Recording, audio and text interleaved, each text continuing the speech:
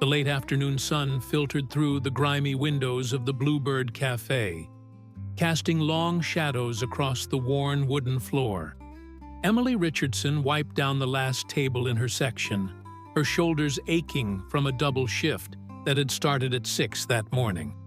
At 34, she felt decades older, as if the weight of the past 5 years had carved themselves into her bones. "You heading out, Em?" called Jessica Wells from behind the bar, her blonde ponytail swinging as she restocked beer bottles. "Yeah, finally." Emily untied her apron, revealing the faded jeans and simple black t-shirt underneath. "You working the evening crowd? Someone's gotta pay rent." Jessica grinned, but her eyes held concern as they studied Emily's tired face. "You look exhausted. When's the last time you actually slept through the night?" Emily shrugged, avoiding the question. Sleep had become a luxury she couldn't afford. Not when the nightmares came. 5 years since the accident, and she could still hear the phone ringing at 2 in the morning, still feel the cold hospital floor beneath her knees. Her husband Robert had been driving home from a late session at the recording studio when a drunk driver ran a red light on West End Avenue. The impact killed him instantly. "I'm fine," Emily lied, grabbing her worn leather bag from the coat hook. Inside, buried beneath tips and receipts, was the notebook she carried everywhere, but never opened. The one filled with half-finished songs and melodies that once flowed from her as naturally as breathing. "Hey, before you go," Jessica called out. "Daniel Foster was here earlier looking for you. Left his card. Said it was important." Emily's stomach tightened. Daniel Foster. She knew the name. Everyone in Nashville did. He was a producer at Cornerstone Records, known for discovering raw talent in dive bars and coffee shops. But Emily wasn't talent anymore. She was just a waitress trying to survive. What did he want? Didn't say, just seemed pretty insistent on talking to you. Jessica slid a business card across the bar. "Call him, Em. What's the worst that could happen?" Emily pocketed the card without looking at it and pushed through the cafe's front door into the thick Nashville humidity. Broadway Street hummed with its usual chaos. Tourists stumbling between honky-tonks, street musicians competing for attention, the constant pulse of country music bleeding from every doorway. Once, this had been her world. Now it just felt like noise. Her apartment was a 20-minute walk, a cramped one-bedroom above a laundromat on 4th Avenue. The rent was cheap because the building shook every time someone started a dryer, and the plumbing groaned through the night like a dying animal. But it was hers, and that was all that mattered. Emily kicked off her shoes and collapsed onto the sagging couch, Daniel Foster's business card staring at her from the coffee table where she'd tossed it. She knew she should call, should at least find out what he wanted. But the thought of stepping back into the music industry, of opening herself up to that kind of hope again, felt impossible. The notebook in her bag seemed to pulse with presence, demanding attention. Emily pulled it out slowly, running her fingers over the cracked leather cover. Robert had given it to her on their first anniversary, back when they were both chasing dreams in Music City.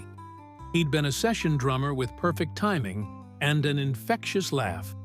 She'd been a songwriter who could turn heartbreak into poetry. She opened the notebook to a random page, and there it was, "Where the Road Ends." The melody she'd started writing the week before Robert died. She'd managed to complete 2 verses and a chorus before grief swallowed her whole. The notes were simple, honest, built around a finger-picking pattern in G major that Robert had loved. It was a song about starting over, about finding yourself when everything familiar crumbles away. Emily's vision blurred as tears welled up. She snapped the notebook shut, shoving it back into her bag. This was exactly why she never looked at these songs anymore. They hurt too much, reminded her too vividly of everything she'd lost. Her phone buzzed. An unknown number. "Hello?" Emily Richardson? The voice was male, confident, with the slight drawl that marked him as Nashville born and raised. This is Daniel Foster.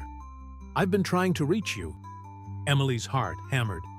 How did you get my number? Jessica at the cafe gave it to me. Listen, I know this is out of the blue, but I need to talk to you about your music. Can we meet tomorrow morning? Say 8 o'clock at Frothy Monkey on 12th Avenue. I'm not really writing anymore. I know, but I heard something that changed my mind about that. There was a pause, the sound of papers shuffling. Emily, I found your notebook. The world tilted. What? You left it at the cafe 2 weeks ago. Jessica was going to give it back, but I happened to see it lying there. And look, I know I shouldn't have, but I opened it. And Emily, that song, Where the Road Ends, that's something special. That's something the world needs to hear. Emily's hands shook. You had no right. You're absolutely correct. I apologize completely. But now that I have heard it, I can't unhear it. Please, just give me 30 minutes tomorrow. If you still want to walk away after that, I'll return your notebook and never bother you again. Deal? Emily closed her eyes, every instinct screaming at her to say no, to protect herself, to stay in the safe, numb space she'd built. But somewhere beneath the fear, a tiny spark of something else flickered. Curiosity. Hope. The ghost of who she used to be. 30 minutes, she heard herself say. That's all. That's all I need. See you tomorrow, Emily. The line went dead. Emily sat in the growing darkness of her apartment, the sounds of Nashville drifting through the thin walls. Somewhere below, a dryer rumbled to life. Somewhere outside, a street musician played a familiar melody. And somewhere deep inside her chest, something that had been frozen for 5 years began to thaw. The next morning arrived with the kind of punishing heat that made Nashville feel like a sauna. Emily had barely slept, her mind replaying the phone conversation on an endless loop. She'd changed outfits 3 times before settling on jeans and a simple blue blouse. Nothing that screamed, "I'm trying too hard," but nothing that looked like she'd given up entirely. Frothy Monkey was packed with the morning crowd. Remote workers hunched over laptops, students cramming for exams, musicians nursing hangovers and strong coffee. Emily spotted Daniel Foster immediately. He sat at a corner table, mid-40s with silver threading through his dark hair, wearing a button-down shirt that probably cost more than her monthly rent. Her notebook sat on the table between them like a third party to the conversation. Emily. He stood, extending his hand. His grip was firm, professional. Thanks for coming. Can I get you something? Coffee? Breakfast? Just coffee. Black. She slid into the seat across from him, her eyes locked on the notebook. That's mine. It is. Daniel pushed it across the table. And I meant what I said. I'm sorry for looking through it without permission, but I'm not sorry for what I found. Emily pulled the notebook toward her, holding it like a shield. Mr. Foster. Daniel, please. Daniel, I don't know what you think you heard in those songs, but they're not finished. They're not even close. They're just fragments. Ghosts of ideas that never went anywhere. That's where you're wrong. Daniel leaned forward, his eyes intense. Emily, I've been in this industry for 20 years. I've heard thousands of songs, worked with hundreds of artists. Most of them are technically proficient, but emotionally empty. They hit all the right notes, but don't actually say anything. He tapped the notebook. What you have in here, that says something, that reaches into your chest and grabs your heart. You're being dramatic. I'm being honest. Daniel pulled out his phone, scrolling through something. I took the liberty of recording a rough demo of Where the Road Ends, just voice and guitar. I didn't change anything, just filled in the missing pieces based on the chord progression you'd started. Would you listen to it? please?" Emily wanted to say no, wanted to grab her notebook and run. But the desperate hope in Daniel's eyes held her in place. "Fine. One listen." Daniel pressed play, and suddenly Emily was back in their old apartment, the one she'd shared with Robert. Back to late nights writing by lamplight, Robert keeping time on his thigh while she worked through melodies. The guitar on the recording was simple, clean, following exactly the pattern she'd imagined. And then the voice came in. Daniel's voice, rough but sincere. "Where the road ends, that's where I'll begin. Strip away the armor. Let the light back in. Every scar tells a story. Every tear a song. Where the road ends, that's where I belong." The chorus hit with unexpected power. The lyrics she'd written in a blur of grief and confusion now fully realized. "I'm not running from the memories, I'm running toward who I'm meant to be. And if you're out there somewhere, watching from above, this is me, learning how to live without your love." Emily's breath caught, hearing her words, her melody, brought to life like this. It was beautiful and devastating in equal measure. The second verse Daniel had constructed stayed true to her vision, building naturally toward a bridge she'd never quite figured out. The hardest part of letting go is learning how to hold on to myself. But maybe broken things can grow into something beautiful, something else. When the song ended, silence filled the space between them. Emily realized her cheeks were wet. "That's what I heard," Daniel said quietly. "That's why I couldn't let this go. Emily, this song has the potential to touch millions of people. Everyone who's ever lost someone, everyone who's ever had to rebuild themselves from nothing. They need to hear this." "I can't," Emily's voice broke. "I can't perform anymore. I can't put myself out there like that." "You don't have to." Daniel leaned back, seeming to choose his words carefully. What if someone else recorded it? Someone who could give it the platform and the power it deserves? Like who? Like Reba McEntire? Emily actually laughed, the sound bitter. Right, because Reba McEntire is just sitting around waiting for songs from washed-up waitresses. Actually, she's looking for material for her next album, and I've worked with her team before. Daniel pulled out another card, this one with the Cornerstone Records logo embossed in gold. "Emily, I wouldn't waste your time or mine if I didn't believe this was possible. Let me pitch the song to her people. If they pass, fine. You walk away, keep your notebook, go back to your life. But if they're interested..." He left the sentence hanging, pregnant with possibility. Emily stared at the business card, her mind a war zone of fear and hope. What would I have to do? For now, nothing. Just give me permission to send the demo and the lyrics. If Reba's team wants to hear more, then we talk about next steps. Maybe you'd need to come in for a meeting, answer some questions about the song's inspiration. But that's it. No pressure, no obligation beyond that. And if she actually wants to record it, then we negotiate a contract. You get songwriting credits. You get paid. And your song gets heard by the world. Daniel's expression softened. "Emily, I know you're scared. I know this feels like opening a door you locked for good reasons. But sometimes the things we're most afraid of are exactly what we need to heal." Emily thought about her apartment above the laundromat, about double shifts that left her exhausted and empty, about the notebook full of unfinished songs that haunted her dreams. She thought about Robert, about what he would tell her to do. He'd always believed in her talent, even when she didn't believe in herself.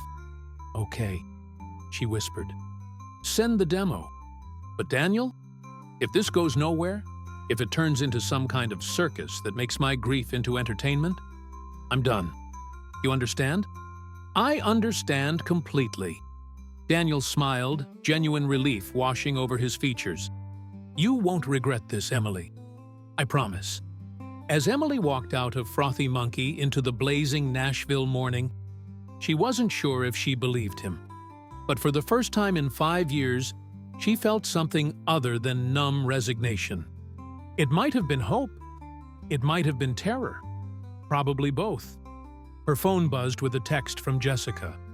"So? What did he want?" Emily typed back, "Long story.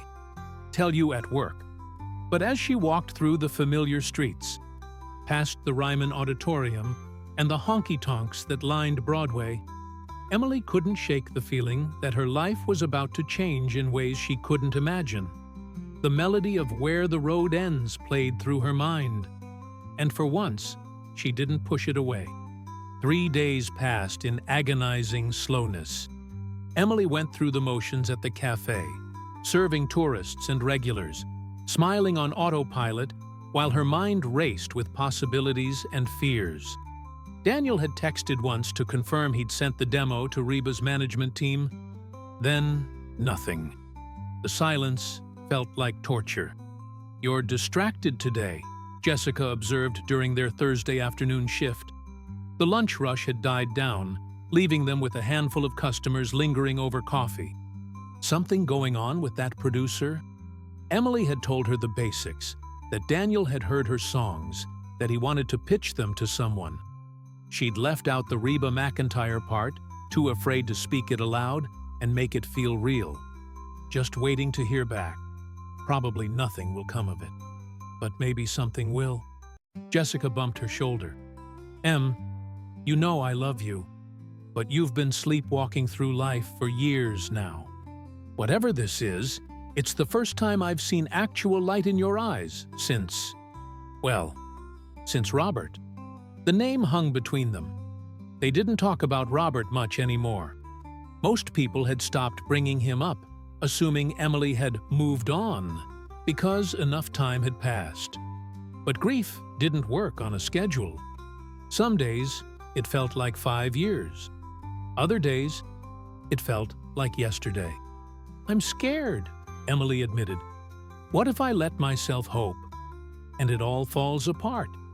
"What if you don't let yourself hope and miss something amazing?" Jessica countered. "Look, I'm not saying you have to jump into anything, but maybe it's time to at least open the door a crack. See what's out there." Emily's phone buzzed. Unknown number. Her heart stopped. "Emily Richardson?" "Yes, this is she." "Hi, Emily. This is Patricia Brennan. I'm the Artist Relations Manager for Reba McEntire. Do you have a moment to talk?" Emily's legs nearly gave out. She grabbed the edge of the counter, her eyes wide as saucers as she looked at Jessica. Yes, I have time." "Wonderful. First, I want to say that Daniel Foster sent over your demo of Where the Road Ends, and Emily, we're blown away. Reba listened to it 3 times in a row. She hasn't stopped talking about it." The words felt surreal, like Emily was listening to someone else's life. "Really? Really? She thinks it's one of the most genuine, emotionally honest songs she's heard in years. And she wants to record it." Patricia paused, letting the information sink in. "That is, if you're willing to work with us." Emily's vision blurred. She was crying. Actually crying in the middle of the cafe. And she didn't care. Jessica grabbed her hand, squeezing tight. Yes, absolutely. Excellent. Now, there are a lot of details to work out. Contracts, credits, timeline. But before we get into all that business side, Reba would like to meet you. She always likes to talk with songwriters personally, understand the story behind the song. Would you be available to come to her studio on Monday morning? Say 10 o'clock? Monday. Yes. Where? Patricia rattled off an address in Berry Hill, one of the studio districts south of downtown. Plan for about 2 hours. Reba wants to talk through the song structure, maybe workshop some of the production ideas with you. She's very collaborative. She won't change anything without your input. I'll be there." Emily's voice shook. "Thank you. Thank you so much." "Thank you, Emily. We think this song is going to be something really special. See you Monday." The call ended. Emily stood frozen, phone still pressed to her ear, as Jessica practically vibrated with excitement. "Oh my God! Oh my God! Tell me that was what I think it was." Emily lowered the phone slowly. "Reba McEntire wants to meet me. She wants to record my song." Jessica screamed, loud enough that the remaining customers turned to stare. She grabbed Emily in a crushing hug, both of them laughing and crying at the same time. "I can't believe this. I mean, I can, because you're incredibly talented, but still. Reba McEntire!" The reality of it hit Emily like a wave. Reba McEntire, the queen of country music herself, wanted her song. Her unfinished, grief-raw, brutally honest song. The melody she'd been too afraid to complete was about to become real.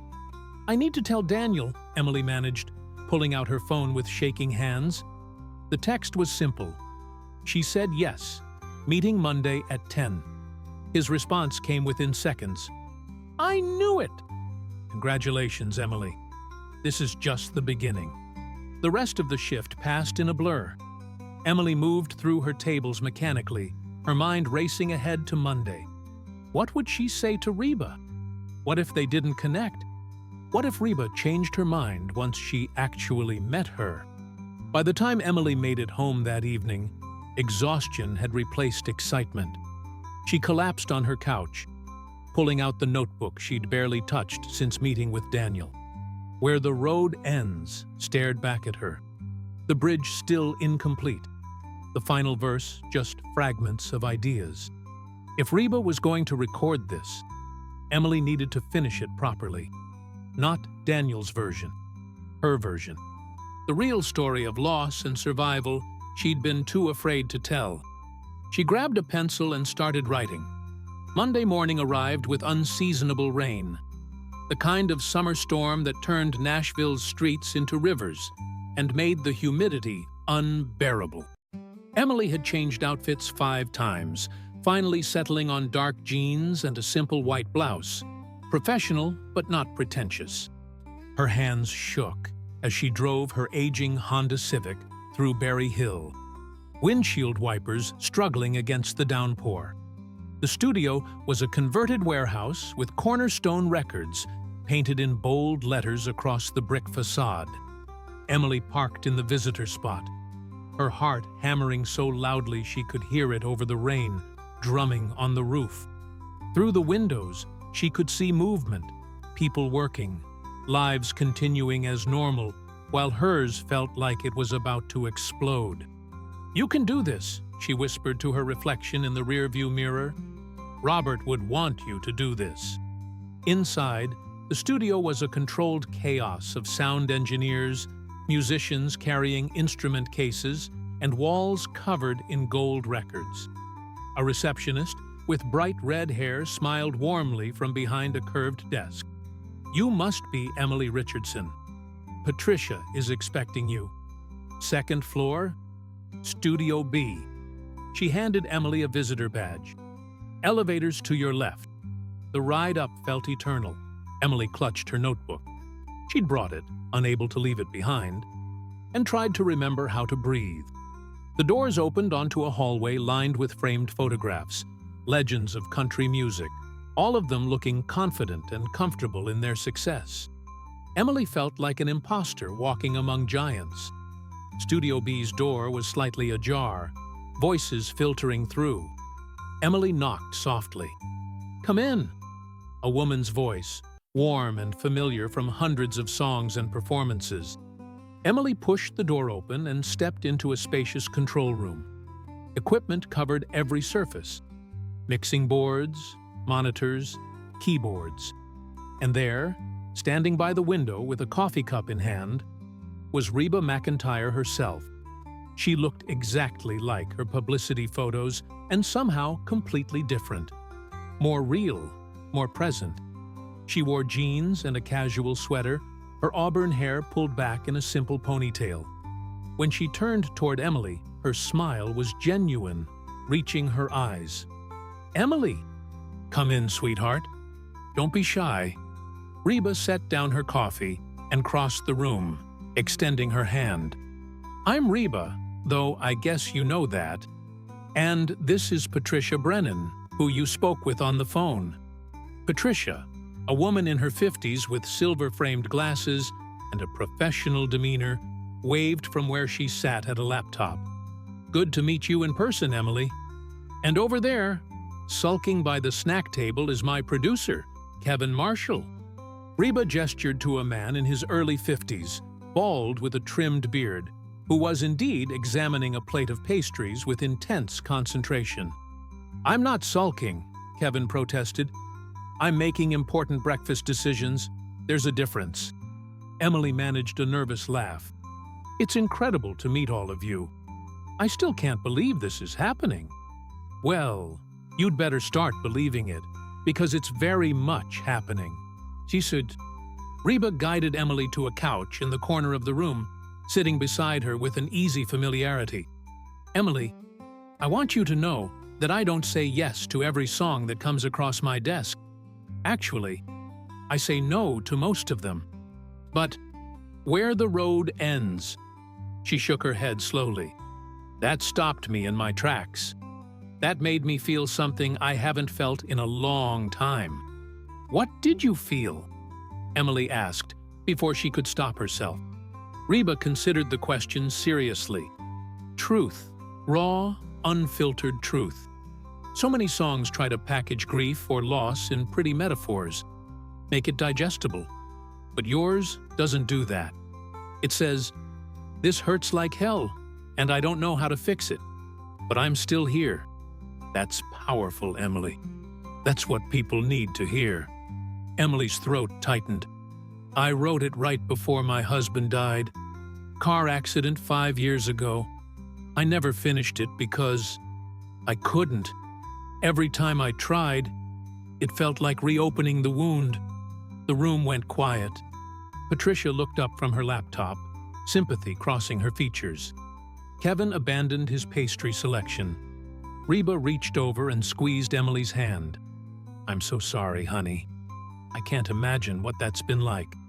Most days, I still can't believe it's real." The words tumbled out, months of silence breaking. Robert was a session drummer. He was driving home from a recording session when a drunk driver hit him. Sometimes I think about how, if I'd called him 5 minutes earlier, asked him to stop for milk or something stupid, the timing would have been different. He'd still be here. "Don't do that to yourself," Reba said gently. "That kind of thinking will eat you alive. Believe me, I know." Emily looked up, startled. She knew Reba's history. The plane crash in 1991 that killed her tour manager and 7 band members. The grief that had nearly ended her career. "How did you keep going?" Emily asked. "After losing so many people you cared about?"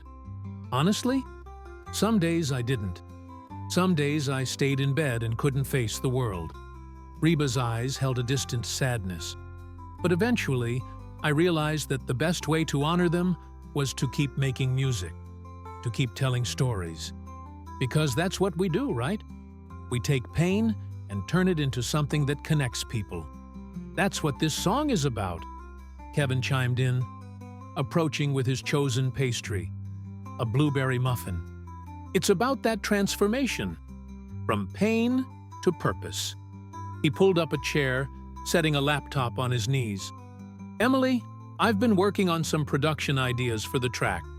Nothing final, just concepts. Would you like to hear them?" Emily nodded, still processing Reba's words. Kevin hit play, and the studio filled with music. Her melody was there, but enhanced. Strings swelling beneath the verses, a steel guitar weeping through the chorus. It was beautiful and overwhelming. "Stop!" Reba said suddenly. Kevin paused the playback. "Emily looks like she's about to pass out. Let's slow down." She turned to Emily with a knowing smile. "Too much too fast?" "It's just hearing it like that. with real production. It makes it feel real. It is real, sweetheart. But I promise we're not going to bulldoze over your vision. Reba stood, walking to the mixing board. Kevin, pull up the bare-bones version, just guitar and scratch vocal. Kevin complied, and the simpler demo filled the room, the one Daniel had made. Reba listened intently, her fingers tapping the rhythm on the board. "The bones are perfect," she said. "The melody, the chord progression, the emotional arc. But Emily, I want to ask you about the bridge. In Daniel's demo, he filled it in with lyrics about moving forward. But I wonder, is that what you actually wanted to say?" Emily's fingers tightened around her notebook. "I've been working on that, actually. The bridge should acknowledge that moving forward doesn't mean forgetting. It means carrying them with you." "Show me." Emily opened her notebook with trembling hands, finding the new lyrics she'd written Friday night, tears streaming down her face. "I used to think that healing meant leaving you behind, but you're in every sunset, every song, every line. So I'll carry you forward, in this heart that learned to break, and every step I'm taking for your sake." The room went silent. Reba read over Emily's shoulder, her eyes scanning the words. Then she looked up at Kevin and Patricia, something electric passing between them. "That's it," Reba said quietly. "That's the heart of the song right there. Emily, that's absolutely perfect." Relief flooded through Emily so intensely she felt dizzy. "Really?" "Really." Reba sat back down beside her. "Now, let's talk about the rest of it. The second verse in Daniel's demo is good, but it feels a bit generic to me. Like it could be about anyone's loss. What if we made it more specific? More about the unique details of your relationship with Robert?" Emily hesitated. "I don't know if I'm ready to share all of that." "You don't have to share everything, but maybe just one detail. One memory that captures what you had together." Emily closed her eyes, letting herself remember. "He used to leave drumsticks on my piano bench. Not as a hint or anything, just his way of saying he believed in what I was writing. Some mornings I'd wake up and there'd be a new pair sitting there, like little promises." "That's beautiful," Patricia said softly. "That's the kind of detail that makes a song unforgettable." "What if the second verse started with that?" Reba suggested. Something like, "There's a pair of drumsticks on my piano bench. A reminder that belief don't end when breath does." Then build from there into the broader themes of loss and resilience. Emily grabbed her pencil, scribbling notes. The words came easier than they had in years, flowing naturally as Reba hummed the melody. They worked together for an hour, refining lyrics, adjusting phrasing, making sure every word felt authentic to Emily's experience. "Okay," Kevin said eventually. "I think we've got a complete song here. Want to hear it with Reba's vocals?" Emily's eyes widened. "You've already recorded it?" "Just a rough pass," Reba admitted, with a slightly sheepish smile. "I couldn't help myself after I heard Daniel's demo. But I want you to know, if there's anything about my interpretation you don't like, we change it. This is your song first, Emily. I'm just borrowing it to tell your story." Kevin queued up the track. This time, when the music started, Emily was ready. Reba's voice filled the studio, powerful and vulnerable in equal measure. She sang Emily's pain like she'd lived it herself, every note infused with understanding and grace. When it reached the new bridge Emily had written, Reba's voice broke slightly on the word carry, a deliberate crack that conveyed the weight of grief perfectly.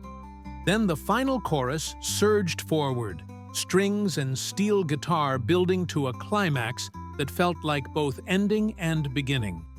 The song faded out on a single guitar note, letting the silence speak for itself.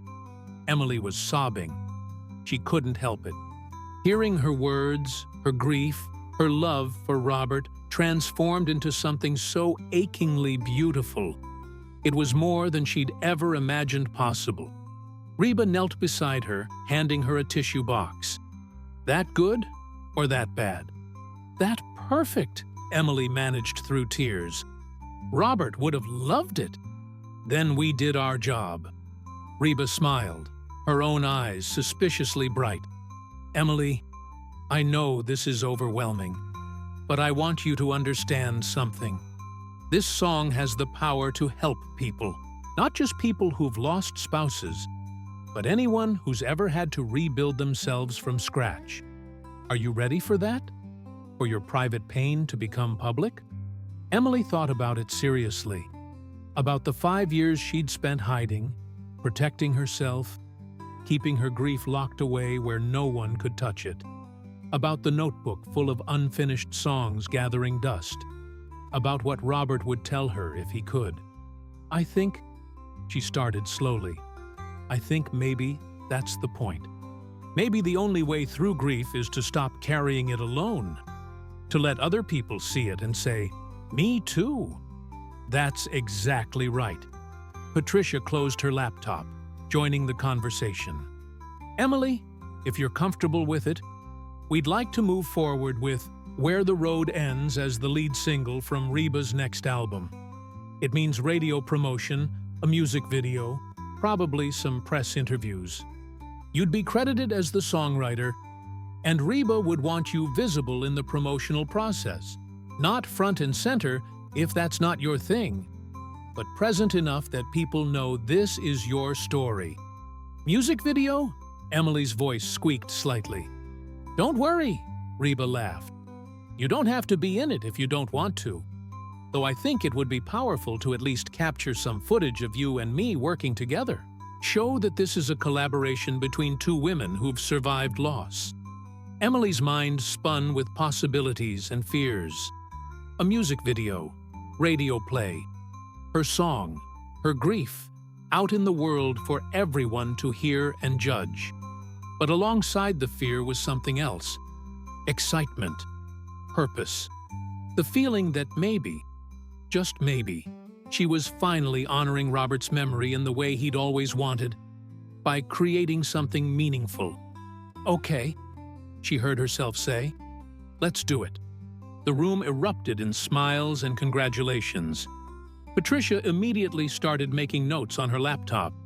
Kevin began discussing timelines and production schedules. Reba pulled Emily into a warm hug. You're incredibly brave, she whispered. This is going to change your life. I hope so, Emily whispered back. I'm tired of the life I've been living. Over the next 3 weeks, Emily's world transformed. She met with lawyers to review contracts. Daniel Foster had recommended a music attorney named Lawrence Chen, a sharp-minded man who made sure Emily retained creative control and received fair compensation. The advance check felt surreal, more money than she'd made in 2 years of waitressing. She gave notice at the Bluebird Cafe, though Jessica made her promise to stay through the end of the month. I need time to find your replacement, Jessica had said, though they both knew she just wanted a few more weeks of normal before everything changed. Emily spent long days at Cornerstone Studios, working with Reba and Kevin on the final production of Where the Road Ends. They added subtle layers, a cello that mourned beneath the verses, hand percussion that built toward the chorus, background vocals that made Reba's lead feel less alone. The thing about grief, Kevin explained one afternoon as they fine-tuned the bridge, is that it's simultaneously the most personal and most universal human experience. We want the production to reflect that, intimate enough to feel like Reba's singing directly to one person, but expansive enough that everyone hears their own story in it. Emily found herself opening up more each day. About Robert, about their dreams, about the life they'd planned that never materialized. Reba listened with the kind of attention that made Emily feel truly heard, occasionally sharing her own stories of loss and recovery. You know what the hardest part is? Reba said one evening as they sat in the empty studio, the setting sun painting the room orange. People expect you to reach some magical finish line where you're over it. Like grief has an expiration date. But it doesn't work that way. You just learn to carry it differently. That's what the song is about, Emily realized. Not moving on, but moving forward while holding on. Exactly, Reba smiled.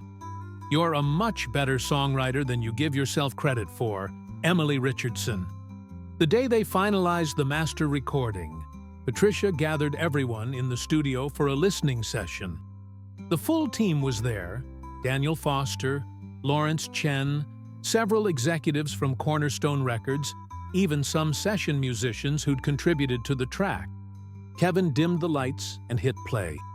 For 3 minutes and 47 seconds, Emily heard her entire journey distilled into melody and lyrics.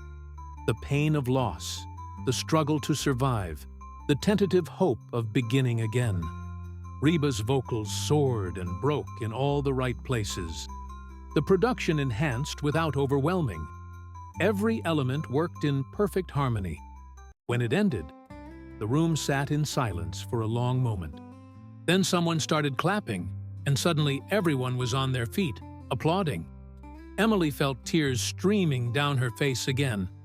But this time, they were different. Not just sadness, but pride, accomplishment, the recognition that she'd created something that mattered. Daniel approached her, grinning widely. I told you this was special. You did. Thank you for not giving up on it. Emily hugged him impulsively. Thank you for believing in me when I didn't believe in myself. That's what good producers do. He pulled back, his expression turning serious. Emily, you should know, early word from the label is that they want to push this as a major single. Full radio campaign, music video, the works. It's going to be big. How big? Potentially career-defining for both you and Reba. This is the kind of song that wins awards. The words should have filled Emily with joy, but instead, anxiety crept in. What if people hate it? What if they think I'm exploiting my husband's death for attention? Reba appeared at her elbow, as if summoned by Emily's fear. Listen to me. Anyone who hears this song and thinks that isn't listening with their heart, this is honest art, Emily. This is you sharing your truth in the hopes it helps someone else. There's nothing exploitative about that. But what about Robert? What if people judge him? Judge our relationship? Judge... Stop. Reba's voice was firm but kind. Robert's gone, sweetheart. He can't be hurt by public opinion.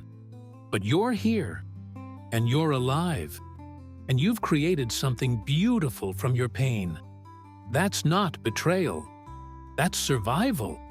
That's art. Emily took a shaky breath, letting the words sink in. Around them, the celebration continued. Champagne being poured, plans being made, excitement buzzing through the room. But in that moment, Emily felt a strange sense of peace settle over her. She thought about Robert's drumsticks, still sitting on her piano bench at home, about how he'd always pushed her to share her music with the world, believing she had something important to say, about how much he'd loved when she was brave. Okay, she said quietly. I'm ready. Let's share it with the world. Reba squeezed her shoulder. That's my girl.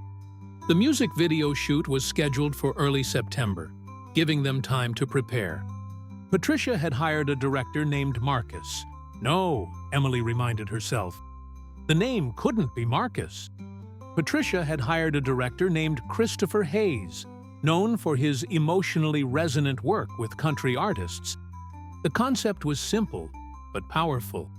Reba performing the song in various Nashville locations that held meaning for Emily. The Parthenon in Centennial Park, where she and Robert had gotten engaged. The studio where he'd recorded his last session. The bridge over the Cumberland River, where they'd scattered his ashes. "I know these are deeply personal places," Christopher had said during the planning meeting. "We'll be respectful. The goal isn't to turn your grief into spectacle, but to show the geographic landscape of loss. How a city becomes both cemetery and home when you've lost someone there." Emily had agreed, though the thought of revisiting those locations with cameras and crew made her stomach knot. But she trusted Christopher's vision, and more importantly, she trusted Reba to handle her story with care. The night before the shoot, Emily couldn't sleep. She lay in her apartment, listening to the familiar sounds of the building settling, the laundromat humming below. So much had changed in just a few weeks. The advance payment meant she could afford a better apartment, maybe even a small house. But she hadn't moved yet. Afraid that changing too much too fast would somehow jinx everything. Her phone buzzed. Text from Reba. "Can't sleep either. Nervous about tomorrow?" Emily smiled, typing back. "Terrified. You?" "Always am before something important. Want to talk." 5 minutes later, Emily's phone rang. Reba's voice came through warm and reassuring. "Hey, sweetheart. Talk to me. What's got you wound up? I keep thinking about Robert, about whether he'd be proud of this or think I'm using his memory. Emily, from everything you've told me about him, what do you honestly think?" Emily closed her eyes, letting herself really consider it. Robert, with his infectious laugh and boundless optimism. Robert, who'd believed in her talent so fiercely he'd spent his last paycheck on a new guitar for her birthday. Robert, who'd told her over and over that her songs deserved to be heard. "He'd tell me to stop overthinking and just do it," Emily admitted. "There you go. Listen to him." Reba paused. "You know, when I lost my band members in that plane crash, I felt guilty for surviving. Guilty for continuing my career when they couldn't. But eventually, I realized that honoring them meant living fully, not half-heartedly. It meant making music they'd be proud of. That's what you're doing." "Thank you," Emily whispered, "for understanding, for caring about getting this right.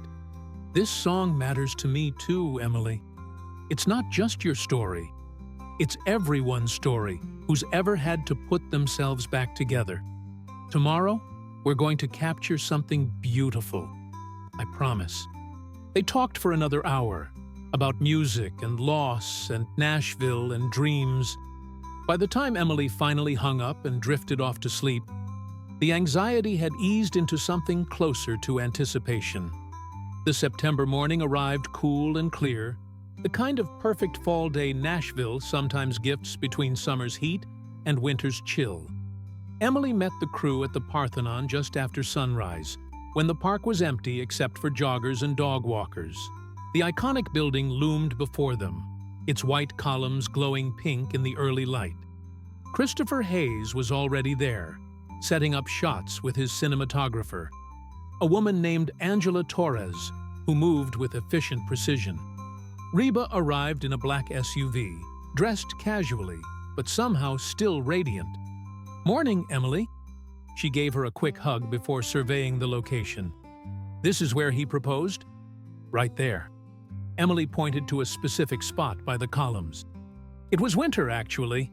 He'd packed a picnic despite it being 30 degrees out, brought blankets and thermoses of hot chocolate. "I thought he was crazy. He sounds like he was perfect for you." "He was." Emily smiled at the memory. "He kept dropping hints all morning about how important today was, how it was going to change everything. I pretended not to know what was happening, just to see how long he'd drag it out." Reba laughed. "And when he finally asked, he got so nervous he dropped the ring in the snow. We spent 10 minutes searching for it while he apologized profusely. It was the most Robert thing ever. Sweet and chaotic and completely genuine." Christopher approached, holding his tablet with shot lists and storyboards.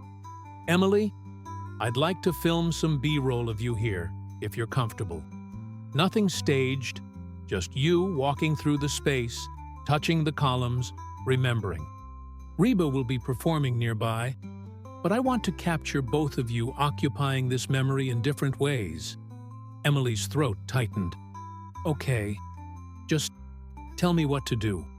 Don't do anything. Just be present. Remember him. That's all I need. The cameras rolled. Emily walked the familiar path, her fingers trailing along cold marble. The morning light shifted through the columns, creating patterns of shadow and brightness. Behind her, she could hear Reba beginning to sing. Not the full performance yet, just warming up her voice. But even those fragments of melody made Emily's chest ache. She found herself at the exact spot where Robert had knelt, where his hands had shaken as he pulled out the ring box, where she'd said yes through happy tears. Emily closed her eyes, letting herself remember the weight of that moment, the feeling of their whole future opening up before them, the naive assumption that they'd have decades together. Beautiful, Christopher called softly. That's exactly what we need. They filmed for 3 hours at the Parthenon, Reba performing on the steps, while sunrise painted everything gold. Close-ups of both women's faces as the song progressed. Wide shots that captured the grandeur of the setting against the intimacy of the lyrics. By the time they wrapped that location, Emily felt emotionally wrung out. "How are you holding up?" Angela asked as they packed equipment. "This has got to be intense." "I thought it would hurt more," Emily admitted. "But actually, it feels like honoring him, like I'm introducing him to the world properly. That's what good art does. It transforms pain into meaning." The next location was harder. The studio where Robert had recorded his final session, Woodland Sound, a legendary facility that had hosted everyone from Johnny Cash to Taylor Swift. Emily hadn't been back since the night he died, hadn't been able to face the last place he'd been happy and alive. The studio manager, an older man named Graham Porter, met them at the entrance. "Emily Richardson. God, it's been years." His eyes were kind. "I heard what you were filming today. Robert would be so proud." "You think so?" "I know so. That boy never stopped talking about your talent. Half the time I had to remind him he was here to play drums, not pitch your songs." Graham smiled at the memory. He believed in you completely. Inside, the studio felt like a time capsule. The same wood-paneled walls, the same equipment, even the same smell of coffee and creativity. Emily walked into Studio C, the room where Robert had played his last session. His drum kit wasn't there anymore, obviously, but she could picture it perfectly in her mind. Reba touched her elbow gently. "You okay?" "I can still hear him playing," Emily whispered, the way his rhythms would echo through the building. He had this gift for knowing exactly what a song needed, even if he'd never heard it before. What was he working on that night? A country rock album for some new artist? He was so excited about it. Emily's voice cracked. "He texted me at midnight saying he'd nailed the perfect fill for the bridge, that he couldn't wait to play it for me when he got home. That was the last message I got from him." Christopher approached respectfully.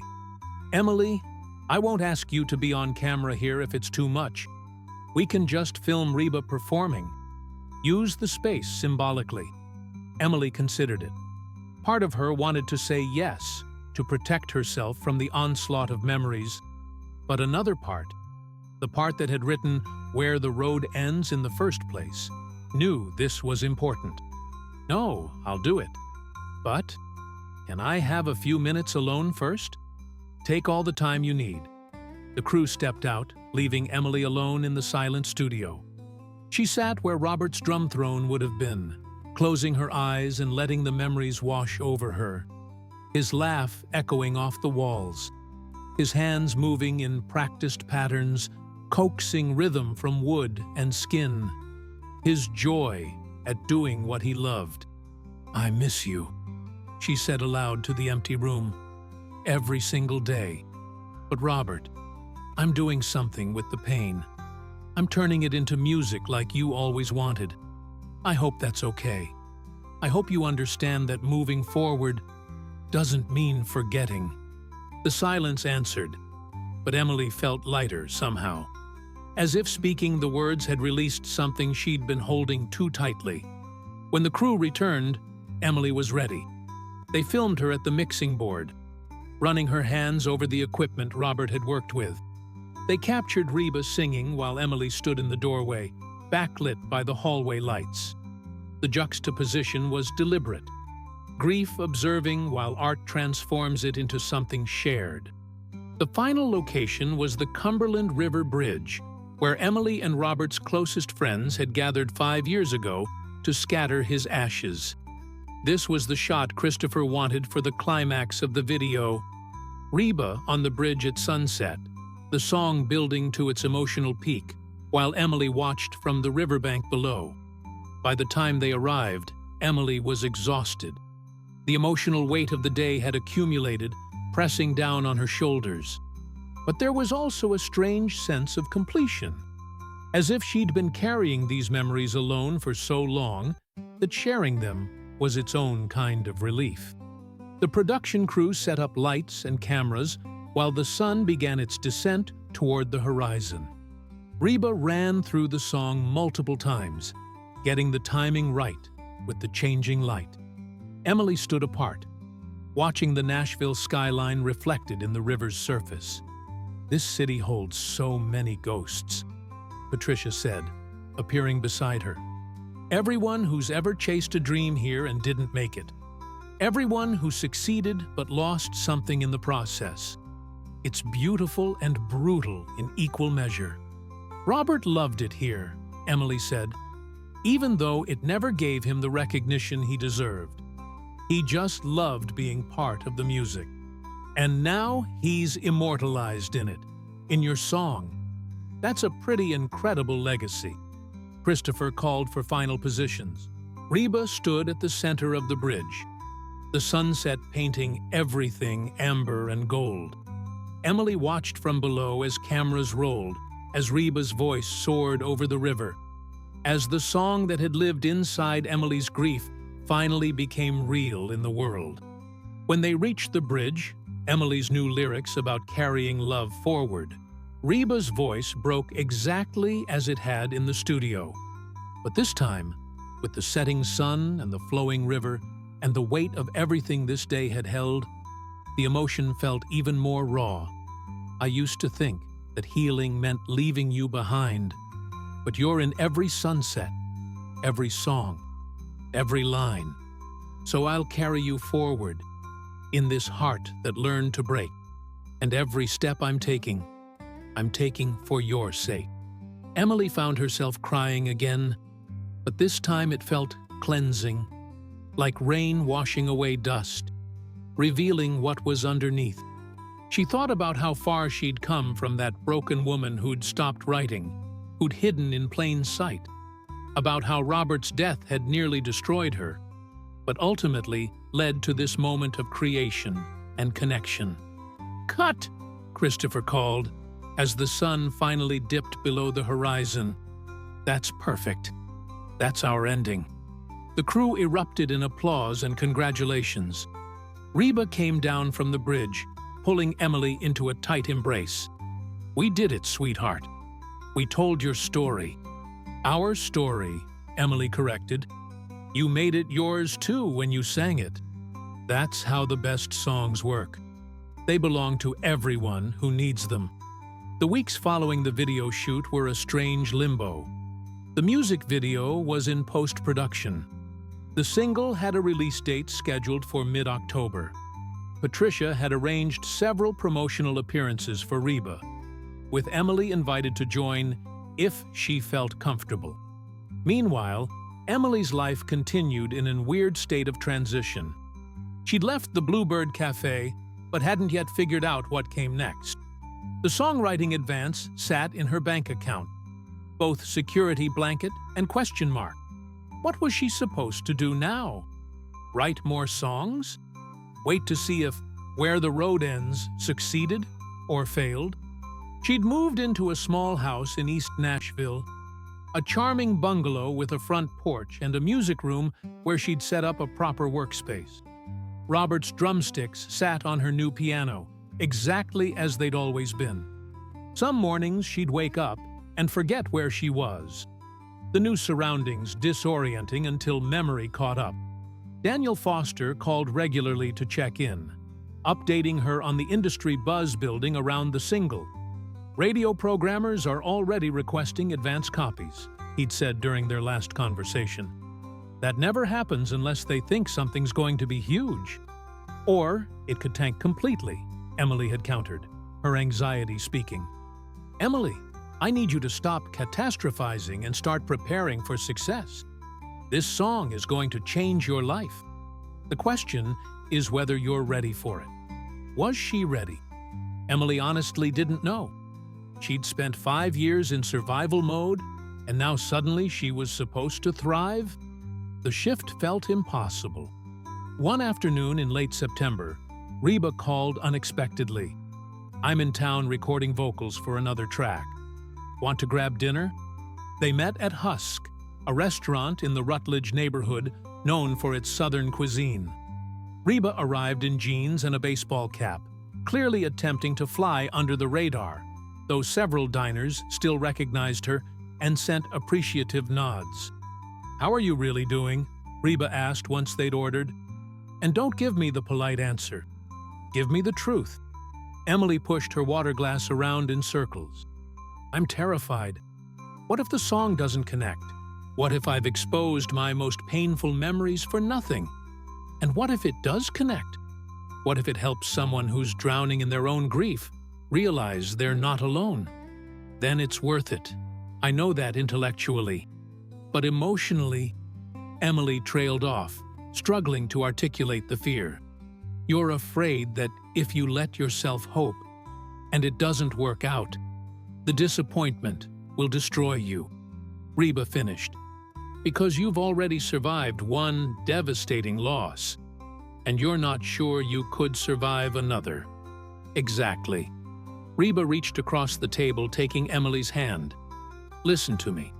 This song is already a success. Because you wrote it. Because you survived. Because you're sitting here having dinner instead of hiding in bed. Everything else, the charts, the awards, the recognition, that's just bonus. But Emily, you have to let yourself believe that good things can happen again. You have to let yourself be happy. I don't know if I remember how. Then practice. Start small. What's something that used to bring you joy? Besides music? Emily thought about it. I used to love hiking. Robert and I would drive out to the Great Smoky Mountains every October to see the fall colors. So go hiking this weekend. Don't wait for permission or for everything to be perfect. Just go. It seemed too simple, but Emily found herself nodding. Okay, I'll go. That Saturday, Emily drove 2 hours east to Cades Cove, one of her and Robert's favorite trails. The mountains blazed with autumn color, reds and oranges and golds that seemed to set the landscape on fire. She hiked alone, earbuds in, listening to the demo of Where the Road Ends on repeat. The trail was moderately challenging, winding up through old-growth forest before opening onto stunning vistas. Emily pushed herself, welcoming the burn in her legs and lungs. It felt good to feel something physical instead of just emotional. At the summit, she sat on a flat rock overlooking the valley. Cell service was spotty, but she managed to send Reba a photo with the caption, "Practicing joy." It's harder than it looks, but I'm trying.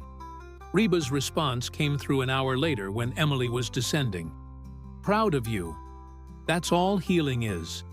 Just trying. One day at a time. By the time Emily returned to Nashville, exhausted and wind-burned, something had shifted. Not dramatically, not permanently, but for the first time in years, she'd spent an entire day without the crushing weight of grief determining her every move. She'd been just Emily. Not Emily the widow, Not Emily the grieving songwriter. Just Emily, hiking a mountain because she wanted to. Maybe that was progress. October arrived with a flurry of activity. The music video premiered on CMT, timed to coincide with the single's release to streaming platforms and country radio. Patricia had scheduled a viewing party at a venue in the Gulch, inviting industry people, press, and friends. Emily almost didn't go. The thought of watching her grief played out on a screen in front of strangers felt unbearable. But Jessica had talked her into it, promising to stay by her side the entire time.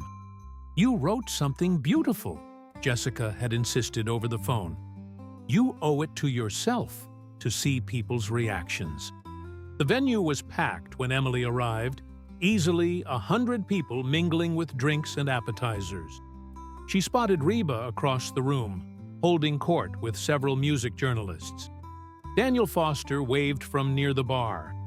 Lawrence Chen gave her an encouraging thumbs up. "You okay?" Jessica appeared at her elbow, handing her a glass of wine. "Ask me after it's over." Patricia dimmed the lights and called for everyone's attention. The video began playing on a massive screen, and the room fell silent. Emily watched herself on screen. Younger somehow, despite it being just weeks ago.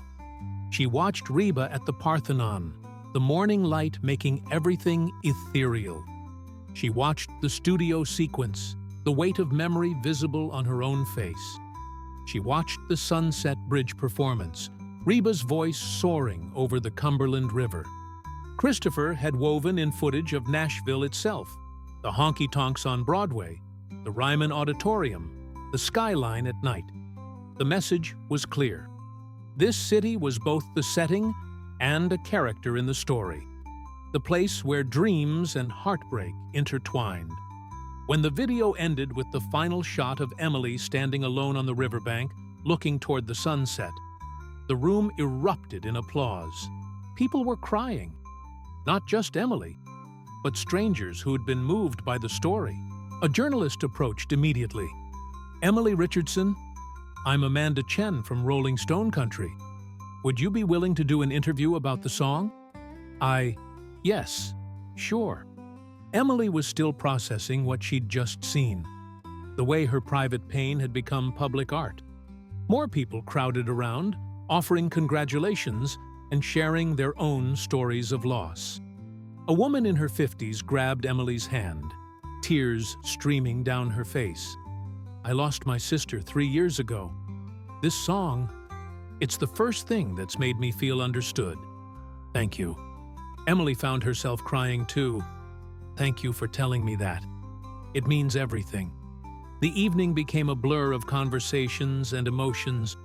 Radio programmers promised heavy rotation. Music bloggers wanted exclusive stories. A representative from the Grand Ole Opry asked if Emily would consider writing for their artists. Through it all, Reba stayed nearby, running interference when Emily looked overwhelmed, celebrating when she seemed happy. At one point, she pulled Emily aside to a quiet corner. "How are you feeling about all this?" "Overwhelmed, grateful, terrified." Emily laughed shakily. "Apparently, I'm feeling everything at once. That's normal. Emily, I want you to know, whatever happens with this song, you've already accomplished something incredible. You've turned your pain into art that matters. Not everyone can do that. I couldn't have done it without you. We did it together. That's how the best collaborations work." Reba smiled. "And Emily? This is just the beginning. You have so many more songs in you. Don't let fear keep them locked away." The single dropped at midnight. Emily stayed up watching the numbers climb on streaming platforms, unable to sleep despite her exhaustion. By sunrise, Where the Road Ends had hit the top 10 on iTunes Country. By Monday afternoon, it was number 3. By Wednesday, it reached number 1. Country radio embraced it immediately. Emily found herself hearing the song everywhere. In coffee shops, in grocery stores, on the radio, in passing cars. Each time felt surreal, like the universe was playing a trick on her. The reviews were overwhelmingly positive. Billboard called it a masterclass in emotional authenticity. Rolling Stone Country declared it the most important country single of the year. Social media exploded with people sharing their own stories of loss and healing, using the hashtag #SonsWhereTheRoadEnds. Patricia's phone never stopped ringing with interview requests. Morning talk shows wanted Reba and Emily together. The CMT Awards wanted them to perform live. The Recording Academy was already predicting Grammy nominations. "I don't know how to do any of this," Emily admitted during a meeting at Cornerstone Records. The conference table was covered with appearance requests and performance opportunities. "I'm not a performer. I'm just a songwriter." "You're whatever you want to be," Patricia said gently. "We're not going to force you into anything uncomfortable." "But Emily, people want to hear from you. They want to know the woman behind the song." Daniel leaned forward. "What if we eased you into it? Start with some podcast interviews. Just talking, no performance pressure. Then maybe a few acoustic appearances where you can introduce the song in your own words. Build up to the bigger stuff. And I'll be with you every step of the way," Reba added. "You won't be alone in this." Emily looked around the table at these people who'd become her team, her supporters, almost her family. She thought about the woman she'd been 6 months ago. Hollow, hiding, half alive. She thought about what Robert would tell her to do. "Okay," she said, surprising herself. "Let's do it. But slowly. I need to ease into being public again." The team nodded, already making notes and adjustments to the schedule. Emily's first podcast interview was with Behind the Song, a popular series that explored the stories behind hit music. The host, Jennifer Walsh, had a reputation for being thoughtful and respectful, which helped ease Emily's nerves as she sat in the recording studio wearing noise-canceling headphones. "Emily Richardson, thank you so much for joining us," Jennifer began, her voice warm through the microphone. "Your song with Reba McEntire has touched millions of people in just a few weeks. How does that feel?" Emily took a breath, grounding herself. "Honestly? Surreal. I wrote Where the Road Ends 5 years ago as a way to process my husband's death. I never imagined anyone else would hear it, let alone that it would resonate with so many people. Tell us about Robert. What was he like?" And Emily found herself talking, really talking, about Robert for the first time publicly. About his laugh and his drumming, and the way he believed in her even when she didn't believe in herself. About the accident that took him. About the 5 years of grief that followed. "Writing was how I survived," Emily explained. "But I'd stopped finishing songs. Where the Road Ends sat incomplete in a notebook for years because I was too afraid to face what finishing it meant." Which was what? Admitting that life goes on, that I had to keep living even though he was gone. Finishing that song meant accepting that moving forward wasn't betraying his memory. It was honoring it. The interview lasted an hour, but it felt like minutes. Jennifer asked thoughtful questions that helped Emily articulate things she'd barely admitted to herself. When it ended, Emily felt lighter, as if speaking these truths aloud had released some of their power over her. "That was beautiful," Jennifer said as they wrapped up. "Your story is going to help a lot of people, Emily." The podcast episode dropped 2 days later and immediately went viral. Comments poured in from listeners sharing their own grief journeys. Mental health organizations reached out, asking Emily to partner with them on awareness campaigns. Grief counselors reported using the song with their clients. "You've started something bigger than music," Daniel told her during a phone call. "You've opened up a conversation about grief and healing that people desperately need." But with visibility came vulnerability. Not all the responses were positive. Some commenters accused Emily of exploiting her husband's death for fame. Others questioned whether the song was real or a calculated attempt at viral success. A few cruel voices suggested she should get over it already after 5 years. Emily tried not to read the negative comments, but they seeped in anyway, poisoning her confidence. Late one night, after scrolling through particularly harsh Twitter replies, she called Reba in tears. "They're saying I'm a fraud, that I'm using Robert's memory for attention. Emily, stop. Stop reading that garbage right now." Reba's voice was firm. "You know what those comments are? They're fear. People are terrified of their own grief. So when you express yours honestly, it threatens them. They lash out because feeling is scary. But what if they're right? What if I am exploiting? No, absolutely not. You shared your truth to help others. That's the opposite of exploitation. That's courage." Reba paused. "Emily, I'm going to tell you something I learned the hard way. You cannot control how people interpret your art. All you can control is whether you're being honest when you create it. Were you honest in Where the Road Ends? Yes, completely. Then that's all that matters. The people who need your song will find it and be helped by it. The people who want to tear you down, they're not your audience. Let them go." Emily wiped her tears, Reba's words sinking in. "Thank you. I needed to hear that." "Anytime, sweetheart. Now get off social media and get some sleep. We have the CMT interview tomorrow. Remember?" The CMT interview was Emily's first on-camera appearance, and she was predictably nervous. The segment was being filmed at the Bluebird Cafe, which felt both comforting and exposing. This place where she'd worked for years, now reclaimed as part of her success story.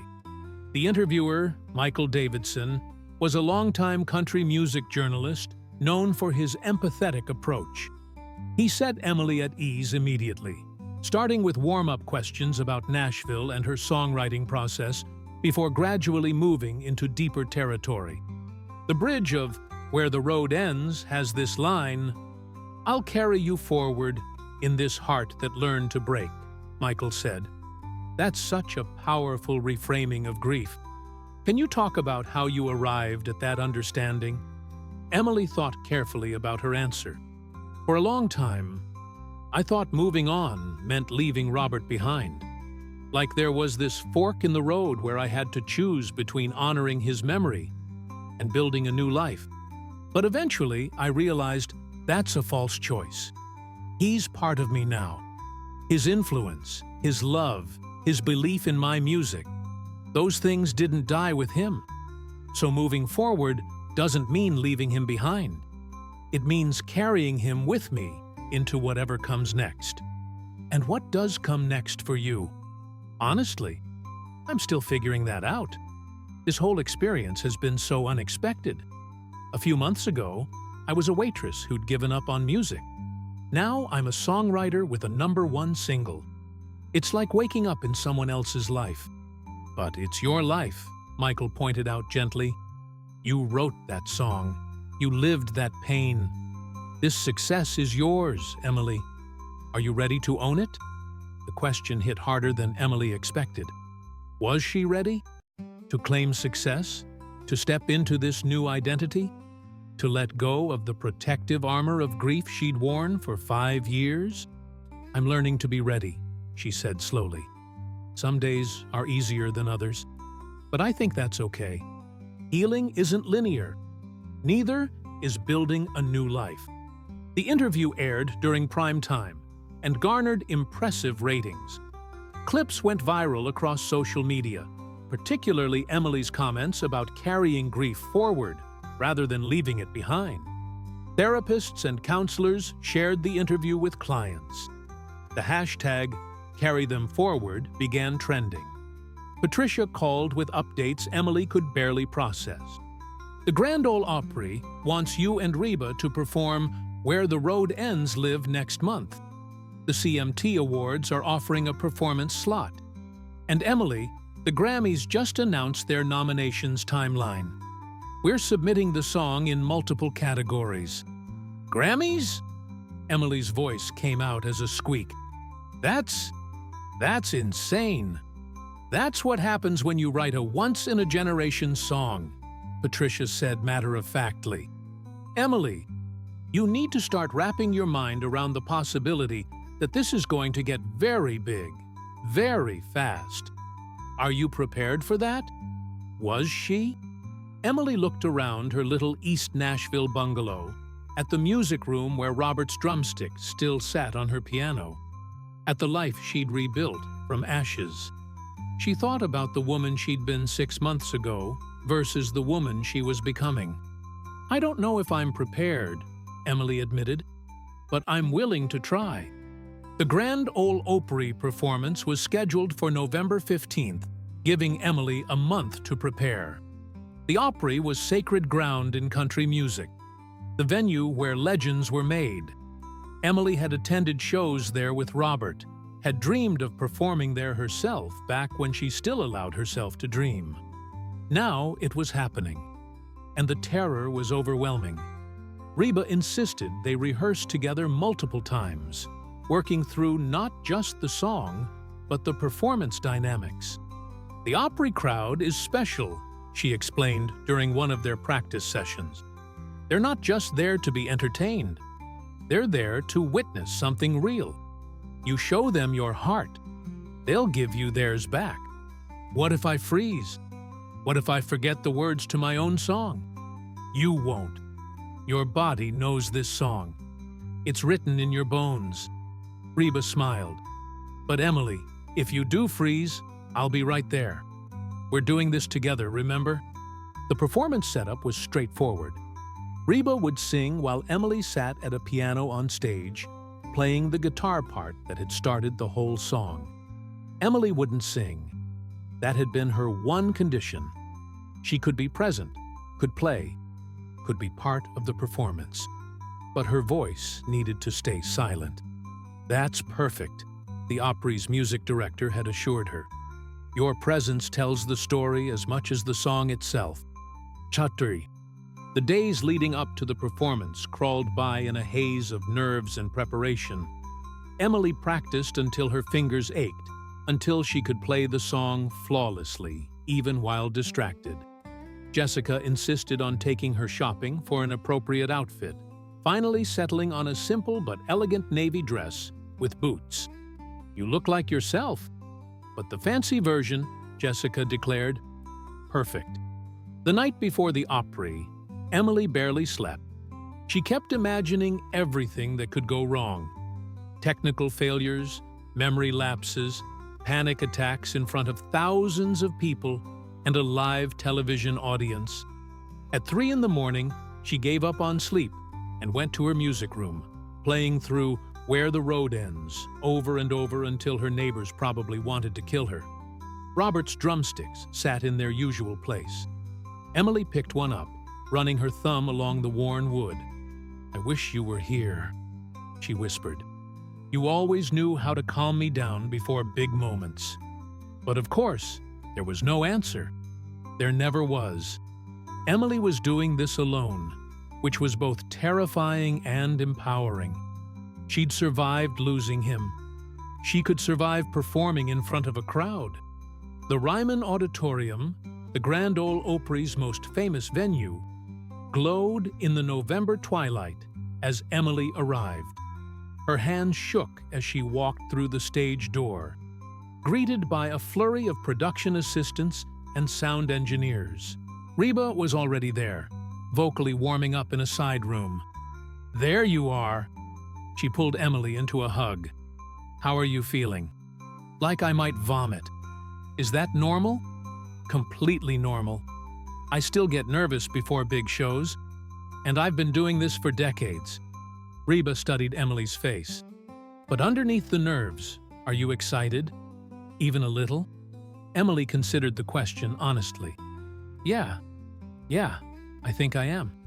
Is that okay? To be excited about something that came from so much pain? It's more than okay. It means you're alive, Emily. Really alive, not just surviving. Reba squeezed her hand. Robert would be so proud of you right now. The Opry's backstage area buzzed with country music royalty. Emily spotted artists she'd admired for years, singers whose songs had gotten her through the darkest days after Robert's death. Several approached to introduce themselves and compliment her songwriting, which felt like an out-of-body experience. "You wrote something that matters," said Linda Morrison, a veteran country artist. "That's rarer than you think. Most songs are disposable. Yours isn't." Sound check went smoothly. The acoustics in the Ryman were legendary, the space designed to make every note resonate.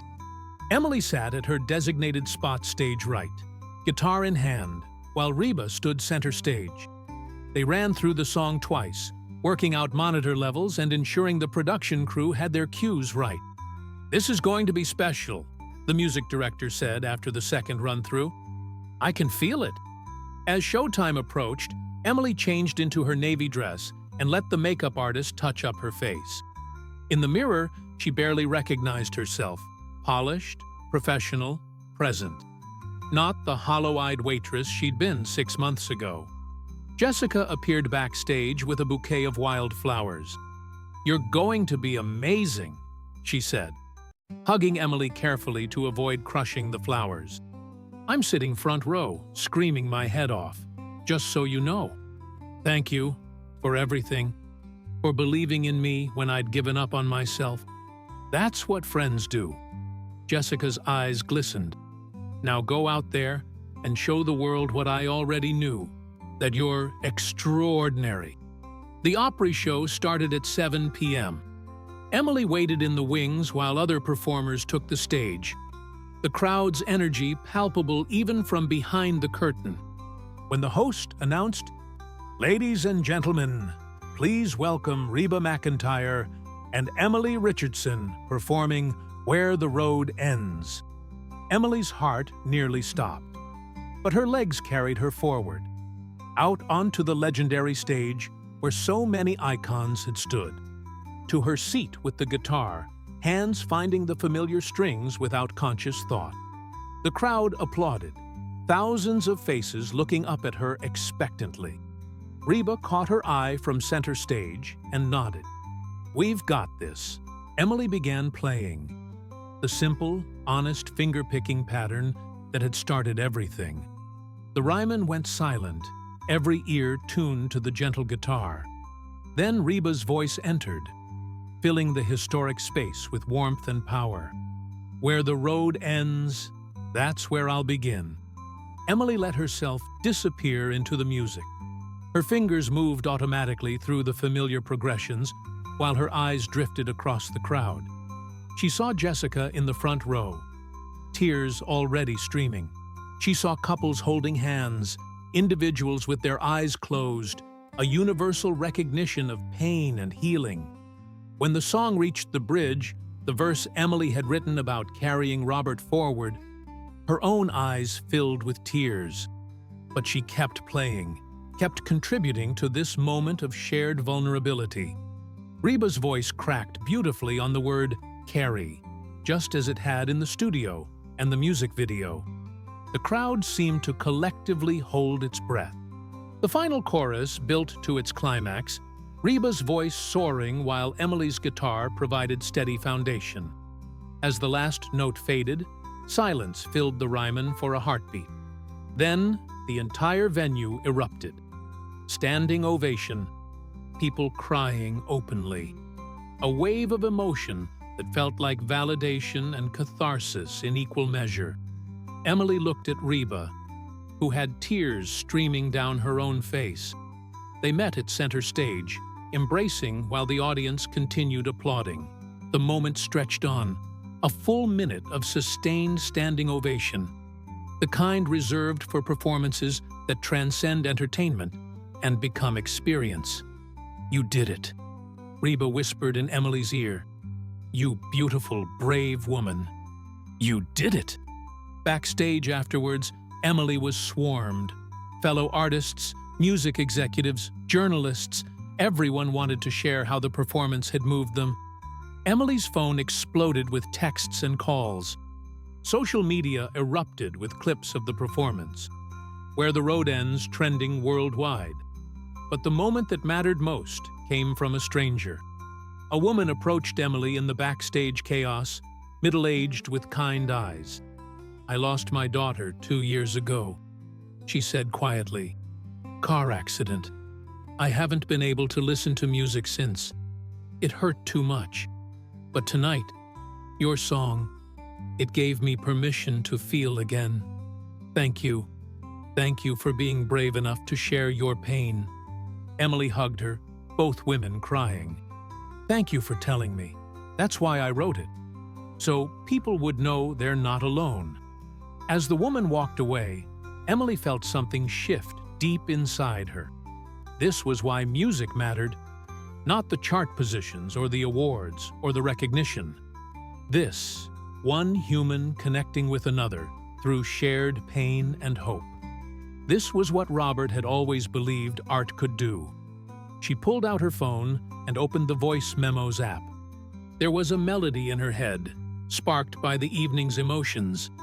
She hummed it into the recording, words already beginning to form. Another song was beginning, one about surviving and thriving and finding purpose in pain.